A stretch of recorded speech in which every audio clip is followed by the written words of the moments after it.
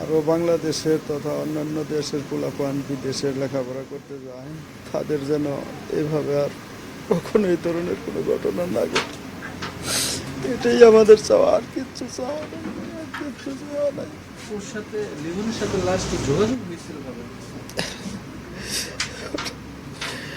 ওর সাথে আমাদের যোগাযোগ শেষ যোগাযোগ 14 তারিখেই, পয়লা বৈশাখেই। আর পরে বলছিল ও ব্যস্ত, কথা বলতে পারবে না বলছিল। কোনো ধরনের কিছু বলছিল অসঙ্গতি? না না আগে আগে থেকে কোনো কিছু বলেন? না না না। ওই রুমমেটের সাথে আগে কখনো কোনো বাকবিতণ্ডা বা কোনো ঝামেলা?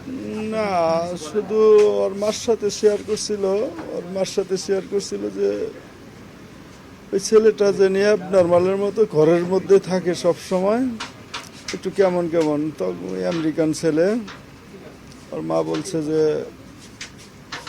থাক বাবা, ওর মতো থাক, তুমি তোমার মতো ভালো থাকার চেষ্টা করো। এই পর্যন্ত আমিও সাবধানই করতাম সবসময়, বাবা হিসেবে যা বলা দরকার আমি তাই বলতাম।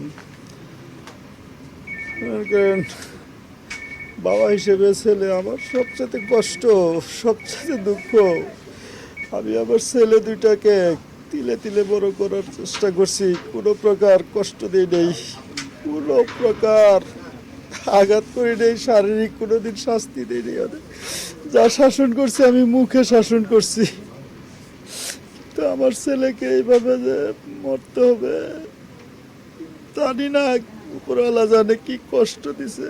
এটাই আমার কাছে কষ্ট যে আমার ছেলে আমার ছেলে